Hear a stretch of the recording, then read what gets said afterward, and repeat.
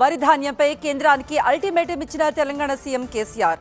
మరోవైపు తనపై రాళ్ల దాడులు చేసింది రైతులు కాదని టీఆర్ఎస్ కార్యకర్తలు అంటున్న బండి సంజయ్. ఏపీలో పెద్దల సభకు నామినేషన్లు. ఇటువంటి టాప్ 9 ఏపీ టీఎస్ నగర వార్తల్ని చూద్దాం. తెలంగాణ సీఎం కేసీఆర్ వరి ధాన్యంపై కార్యాచరణ ప్రకటించారు. యాసంగిలో వరి కొనుగోళ్లపై కేంద్రం స్పష్టత ఇవ్వాలంటూ డిమాండ్ చేశారు. ధాన్యం కొనుగోళ్లు చేస్తారా లేదా అంటూ అల్టిమేటం ఇచ్చారు. ధాన్యం కొనుగోలుపై రేపు ప్రధానికి లేఖ రాస్తాన్నారు కేసీఆర్. రైతుల పక్షాన ఎల్లుండి ధర్నా చేస్తామని, గవర్నర్కు మెమొరాండం సమర్పిస్తామని కేసీఆర్ ప్రకటించారు. అదే సమయంలో బండి సంజయ్కు సీఎం కేసీఆర్ సవాల్ విసిరారు. రైతులకు బండి సంజయ్ క్షమాపణ చెప్పాలన్నారు.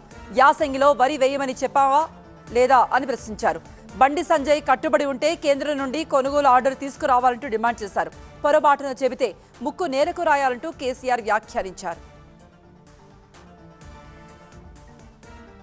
TRS దౌర్జన్యాలకు పాల్పడుతోందని Telangana BJP chief Bandi Sanjay విమర్శించారు. రైతుల ముసుగులో టీఆర్ఎస్ కార్యకర్తలు వచ్చారని, టీఆర్ఎస్ కార్యకర్తలే రైతులపై దాడులు చేశారని ఆయన ఆరోపించారు. ఈ దాడిలో రైతులకు గాయాలయ్యాయని, రైతుల్ని బెదిరించి పంపుతున్నారని బండి సంజయ్ మండిపడ్డారు. బండి సంజయ్ పర్యటనలో ఉద్రిక్తత నెలకొంది. సూర్యాపేటలోనూ రాళ్ల దాడి జరిగింది.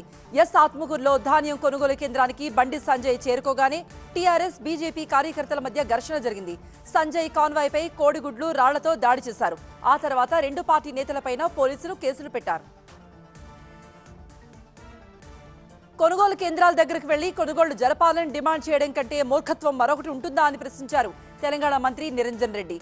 పక్కా బిజినెస్ కార్పొరేట్ ప్రభుత్వం నడిపే బీజేపీ రైతుల గురించి మాట్లాడడం విడ్డూరంగా ఉందన్నారు.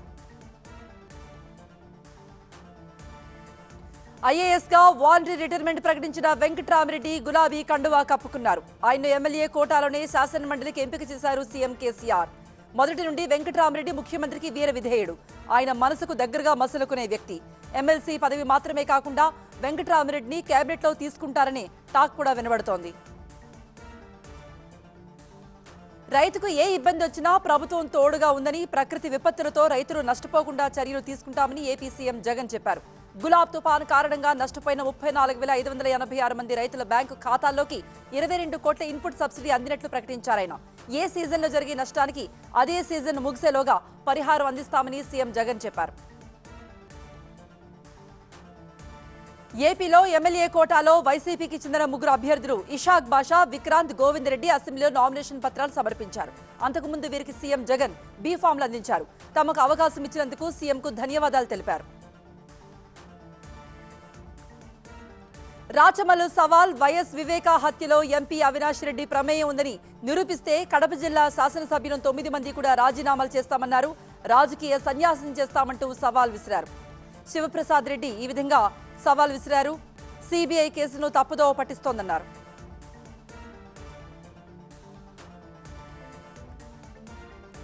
రన్వేగా మారిన ఎక్స్ప్రెస్ హైవే కర్తార్పూర్ కారిడార్ ప్రారంభం. వివాదాస్పద వ్యాఖ్యలు చేసిన టీఎంసీ ఎమ్మెల్యే. ఇటువంటి టాప్ 9 నేషనల్ న్యూస్ ఇప్పుడు చూద్దాం. జాతీయ రహదారుల్ని కేవలం రవాణా కోసం మాత్రమే కాకుండా దేశ రక్షణ కోసం కూడా ఉపయోగించుకునే విధంగా తీర్చిదిద్దుతున్నామని ప్రధాని మోదీ ప్రకటించారు. ఉత్తరప్రదేశ్లో సుల్తాన్పూర్లో ప్రతిష్టాత్మకమైన పూర్వాంచల్ ఎక్స్ప్రెస్ హైవేను ప్రధాని ప్రారంభించారు. ఈ సందర్భంగా వాయుసేన విమానంలో సుల్తాన్పూర్లో హైవేపై ల్యాండ్ అయ్యారు మోదీ. అత్యవసర పరిస్థితుల్లో యుద్ధ విమానాలు ల్యాండ్ అయ్యే విధంగా ఈ హైవేను తీర్చిదిద్దారు. లక్నో, ప్రయోగరాజ్, వారణాసికి అనుసంధానం చేసి ఎక్స్ప్రెస్ హైవేను 22,500 కోట్ల ఖర్చుతో నిర్మించారు. AN-32 ఎయిర్ ఫోర్స్ కార్గో విమానంతో పాటు సుఖోయ్, మిరాజ్ 2000, జాగ్వార్ యుద్ధ విమానాలు గాలిలో చక్కర్లు కొడుతూ హైవేను టచ్ చేసిన దృశ్యం అందరినీ ఆకట్టుకుంది. సిక్కులకు పరమ పవిత్రమైన పాకిస్తాన్ పంజాబ్లో కర్తార్పూర్ కారిడార్ను రేపు తెరుస్తున్నట్టుగా కేంద్ర హోంమంత్రి అమిత్ షా ప్రకటించారు. సిక్కు మత వ్యవస్థాపకులు గురునానక్ తన జీవితకాలంలో చివరి 18 ఏళ్లలో ఇక్కడే గడిపారు. మన పంజాబ్లో గురుదాస్పూర్ నుండి పాకిస్తాన్ పంజాబ్లో కర్తార్పూర్కు మధ్య 4.5 కిలోమీటర్ల దారినే కర్తార్పూర్ కారిడార్ అంటారు. బీఎస్ఎఫ్ జవాన్లు ప్రజలపై దాష్టీకాలకు పాల్పడతారని, మహిళల్లో అసభ్యంగా ప్రవర్తిస్తారంటూ బెంగాల్ అసెంబ్లీలో టీఎంసీ సభ్యుడు ఉదయన్ గుహ చేసిన వ్యాఖ్యలు దుమారాన్ని రేపాయి. అలాంటి ప్రజలు భారత్ మాతాకి జై అనలేరని చెప్పారు. అయితే బీఎస్ఎఫ్ జవాన్లు అలా కాదని వివరణ ఇచ్చారు. బెంగాల్లో బీఎస్ఎఫ్ పరిధిని పెంచుతూ కేంద్రం జారీ చేసిన ఉత్తర్వులను వ్యతిరేకించి అసెంబ్లీ తీర్మానం సందర్భంగా ఆయన వ్యాఖ్యలు చేశారు. బెంగాల్లో అరాచకం, రాజకీయ ప్రతీకారం ఇవే రాజ్యమేలుతున్నాయని బీజేపీ జాతీయ అధ్యక్షుడు జేపీ నడ్డా విమర్శించారు. ఒకప్పుడు బెంగాల్ దేశానికి దారి చూపిందని, కానీ అదే రాష్ట్రం ఇప్పుడు ఇబ్బందుల్లో ఉందని చెప్పారు. ఉత్తరాఖండ్లో రుద్రపూర్, ఉధమ్ సింగ్ నగర్కు చెందిన బెంగాలీ ప్రజలతో నిర్వహించిన కార్యక్రమంలో నడ్డా ఈ వ్యాఖ్యలు చేశారు. బీహార్లో తన కారును అడ్డగించిన విద్యార్థులపై శివాలెత్తిపోయారు బీజేపీ నేత రేణుదేవి. కాలేజ్ విద్యార్థులు తమ డిమాండ్లను ఆమె దృష్టికి తెస్తే వారిని బూతులు తిట్టారామె. సోషల్ మీడియాను బ్యాన్ చేయాలని వ్యాఖ్యానించారు ఆర్ఎస్ఎస్ సీనియర్ నాయకులు ఎస్ గురుమూర్తి. సోషల్ మీడియాను చైనా నాశనం చేసిందని, సుప్రీంకోర్టు కూడా సామాజిక మాధ్యమాలపై అసంతృప్తి వ్యక్తం చేసిందని నేషనల్ ప్రెస్ డే సందర్భంగా చెప్పారాయన. ఫేస్బుక్ లేనప్పుడు మనం ఉండలేదా అని గురుమూర్తి ప్రశ్నించారు.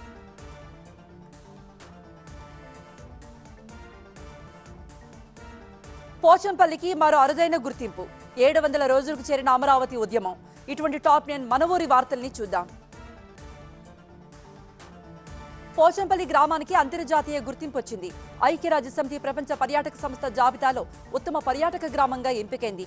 United Nations World Tourism Organization ప్రకటించిన ఈ అవార్డును డిసెంబర్ 2న స్పెయిన్ రాజధాని మాడ్రిడ్లో ప్రదానం చేస్తారు.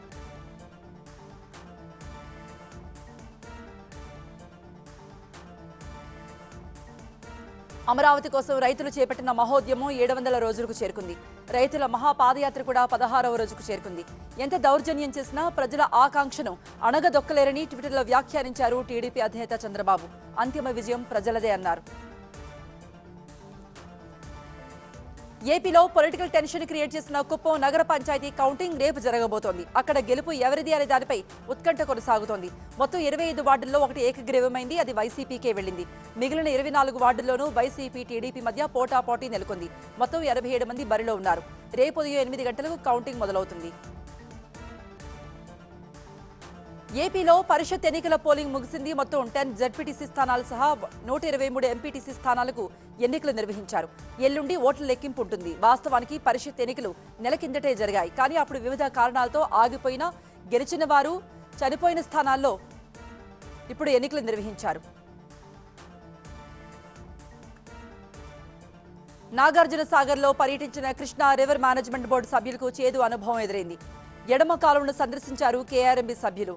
ఎడమ కాలువ పవర్ హౌస్ కు అనుమతి లేదు అంటూ తాళాలు వేశారు సిబ్బంది. కేఆర్ఎంబీ సభ్యుల్ని అనుమతించలేదు జెన్కో అధికారులు. ఈటల హ్యాచరీస్ దగ్గర మొదటి రోజు సర్వే ముగిసింది. అచ్చంపేటలో 130 సర్వే నెంబర్పై సర్వే చేశారు రెవెన్యూ అధికారులు. రేపు 77 నుండి 82 వరకు గల సర్వే నెంబర్లలో సర్వే చేస్తారు. 11 మంది రైతులకు సంబంధించి 18 ఎకరాల్లో సర్వే పూర్తి చేశామని మాసాయిపేట తహసీల్దార్ మాలతి చెప్పారు. పూర్తి వివరాలు ఈ నెల 18న వెల్లడిస్తామన్నారు. ఏడేడు కాలేజీలను ప్రైవేటు పరం చేయొద్దని, ప్రభుత్వమే విద్యా సంస్థలు నిర్వహించాలని డిమాండ్ చేస్తూ విద్యార్థి సంఘాలు విజయవాడలో ఆందోళన చేశాయి. ప్రభుత్వం వెంటనే తన వైఖరిని మార్చుకోవాలంటూ డిమాండ్ చేశాయి.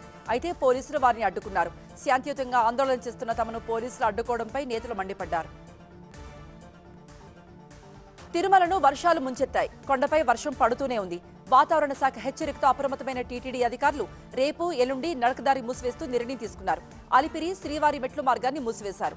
రేపు ఎల్లుండి భారీ వర్షాలు ఉంటాయనే హెచ్చరికలతో నడక మార్గంలో భక్తుల్ని అనుమతించడం లేదని టీటీడీ తెలిపింది.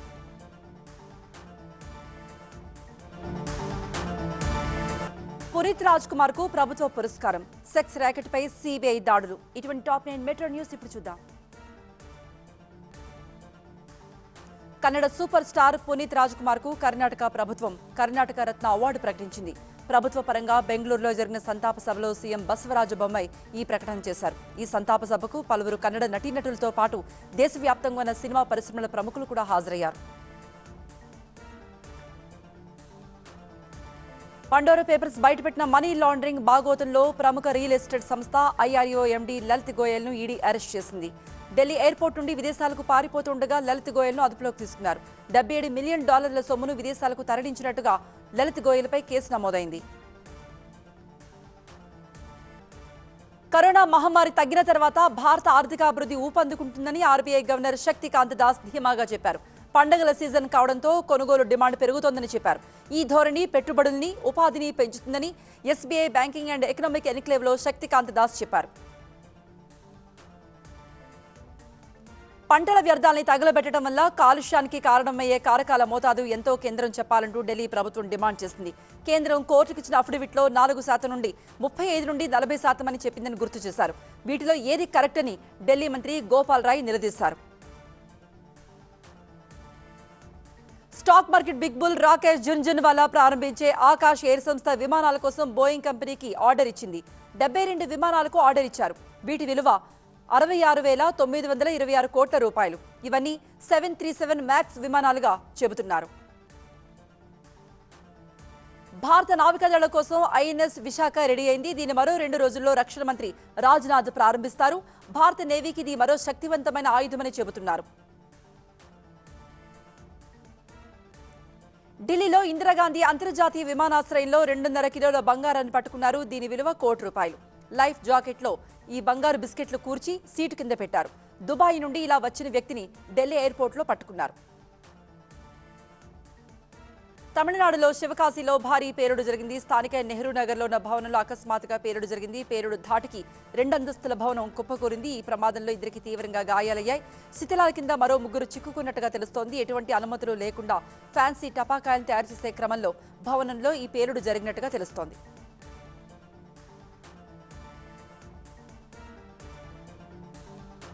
ఉగాండా ఉగ్రదాడిలో మనోళ్లు సేఫ్. అమెరికా చైనా మధ్య డైలాగ్స్.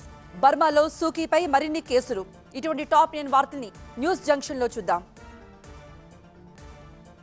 ఉగాండా రాజధాని కంపాలాలో జరిగిన బాంబు పేలుడులో 3 చనిపోయారు. ఇది ఉగ్ర దాడి అని చెబుతున్నారు. పార్లమెంట్ స్ట్రీట్లో హోటల్ రాజా ముందు పేలుడు జరిగింది.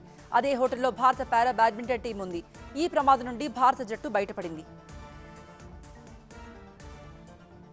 అన్నింట్లోనూ అమెరికాకు ఛాలెంజ్ చేస్తున్న చైనా ఇప్పుడు సంపదలో కూడా అగ్రరాజ్యాన్ని దాటిపోయింది. 2000వ సంవత్సరంలో $7 ట్రిలియన్ ఉన్న చైనా సంపద నికర విలువ తాజాగా $120 ట్రిలియన్ చేరుకుంది. అమెరికా సంపద నికర విలువ $50 ట్రిలియన్ ఉందని మెకెన్సీ నివేదిక చెబుతోంది. అయితే ప్రపంచ సంపదలో 35% భూమి మీద, 33% రియల్ ఎస్టేట్కు పెట్టుబడులుగా వెళుతున్నట్టుగా తెలుస్తోంది. తైవాన్ విషయంలో జోక్యం చేసుకోవడంతో నిప్పుతో చెలగాటం ఆడటమే అని అమెరికాను చైనా హెచ్చరించింది. అయితే వీగర్ ముస్లింల అంశాన్ని అమెరికా అధ్యక్షుడు బైడెన్ చైనా అధినేత జిన్పింగ్ ముందు ప్రస్తావించారు. ద్వైపాక్షిక సంబంధాలను పునరుద్ధరించుకోవడానికి 2 పక్షాల నుండి సానుకూల దృక్పథం కనిపించినట్టుగా గ్లోబల్ టైమ్స్ చెబుతోంది. ఇజ్రాయెల్ మాజీ ప్రధాని బెంజమిన్ నెతన్యాహు కోర్టులో కనిపించిన అరుదైన సందర్భం ఇది.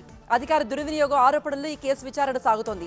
నెతన్యాహు భార్యకు అక్రమంగా ఖరీదైన నగలు, దుస్తులు సమకూరినట్టు కొత్త ఆరోపణలు వచ్చాయి. అయితే ఈ కేసులో ఆయన మాజీ అనుచరుడు నిర్ హెవెడ్స్ విచారణ వచ్చే వారానికి వాయిదా పడింది. ఫ్రాన్స్కు చెందిన ఎయిర్ బస్ కు కువైట్కు చెందిన జజీరా ఎయిర్వేస్ కు మధ్య $3.3 బిలియన్ ఒప్పందం కుదిరింది. ఇందులో 28 అధునాతన విమానాలను జజీరాకు ఎయిర్ బస్ అందిస్తుంది. అందులో 20 సింగిల్ యాపిల్ A320 నియోస్ విమానాలు, 8 A321 నియోస్ విమానాలు ఉన్నాయి. లిబియా అధ్యక్ష కేసులోకి సైనిక కమాండర్ దిగుతున్నారు. వచ్చే నెలలో జరిగే ఎన్నికల్లో పోటీ చేస్తా అంటూ eastern military commander Khalifa Haftar ప్రకటించారు. ఆయనకు రష్యా, ఈజిప్ట్, ఎమిరేట్స్ వంటి దేశాల మద్దతు ఇస్తున్నాయి. కరోనా తెచ్చిన నిస్తేజాన్ని పారదోలేందుకు క్రిస్మస్ పండగ వస్తోంది. బ్రిటన్ రాజధాని లండన్లో క్రిస్మస్ డెకరేషన్ మొదలైంది. మాల్స్, షాపింగ్ సెంటర్లు మెరీ క్రిస్మస్ అంటూ వినియోగదారులకు స్వాగతం పలుకుతున్నాయి. ఈ విద్యుత్ దీపాలంకరణతో లండన్ ఇప్పుడు కొత్తగా కనిపిస్తోంది.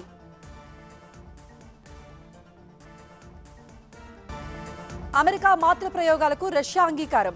జర్మనీలో డేంజర్ బెల్స్ మోగిస్తున్న కరోనా కేసులు. ఇటువంటి టాప్ 9 వార్తల్ని కరోనా ట్రాకర్లో ఇప్పుడు చూద్దాం. కరోనాను సమర్థంగా ఎదుర్కోవడంలో భాగంగా ఫైజర్ కీలక నిర్ణయం తీసుకుంది. తాము ప్రయోగాలు చేస్తున్న టాబ్లెట్ ఉత్పత్తి చేయడానికి జనరిక్ ఔషధ కంపెనీలకు అనుమతిస్తామని ప్రకటించింది. ఇందుకోసం రాయల్టీలు కూడా తీసుకోబోమని ఆ సంస్థ చెప్పింది. దీంతో పేద దేశాలకు ఫైజర్ భరోసా మంత్రం వేసింది. దేశంలో కరోనా కేసులు తగ్గుతున్నప్పటికీ కేరళ ఇప్పటికీ కూడా హాట్స్పాట్ గానే ఉంది. దేశంలో నమోదవుతున్న కేసుల్లో 50% కంటే ఎక్కువ కేసులు అక్కడ నుండే వస్తున్నాయి. కేరళలో కొత్తగా 5,516 కేసులు నమోదయ్యాయి. గత 24 గంటల్లో 210 మంది చనిపోయారు. కరోనా మహమ్మారిపై ఆంధ్రప్రదేశ్ యుద్ధం చేస్తోంది. ఏపీలో కొత్తగా 191 కరోనా కేసులు నమోదయ్యాయి. గత 24 గంటల్లో 2 మృతి చెందారు. ఏపీలో 2,734 యాక్టివ్ కేసులున్నాయి. తెలంగాణలో కరోనా సెకండ్ వేవ్ ఆఖరి దశలో ఉంది. కొత్తగా 167 మందికి కరోనా సోకింది. గత 24 గంటల్లో కరోనాతో ఒకరు చనిపోయారు. తెలంగాణలో 3737 యాక్టివ్ కేసులున్నాయి. అమెరికాకు ఆమడంత దూరంలో ఉండే రష్యా కరోనా మాత్ర విషయంలో మాత్రం రమ్మంటూ వెల్కమ్ సాంగ్ ప్లే చేస్తోంది. కరోనా చికిత్సకు వాడబోయే యాంటీవైరల్ టాబ్లెట్ ను ఫైజర్ కంపెనీ అభివృద్ధి చేసింది. ఈ మందును ఇప్పుడు రష్యాలో బాధితులపై ప్రయోగిస్తారు. ఆస్ట్రేలియాలో టీకాలను వ్యతిరేకిస్తున్న ట్రెండ్కు తోడు టీకాల సైడ్ ఎఫెక్ట్స్ వివాదాస్పదంగా మారాయి. తమకు టీకాల వల్ల సైడ్ ఎఫెక్ట్స్ వచ్చాయని నష్టపరిహారం చెల్లించాలంటూ 10,000 మంది పిటిషన్ పెట్టుకున్నారు. తమకు ఆసుపత్రి ఖర్చులతో పాటు ఉద్యోగాలు కోల్పోయిన పరిహారం ఇవ్వాలంటూ ప్రభుత్వాన్ని డిమాండ్ చేశారు. ఈ నష్టపరిహారం కింద $5,000 కనీసం చెల్లించాలి అనేది 10,000 మంది వాదన.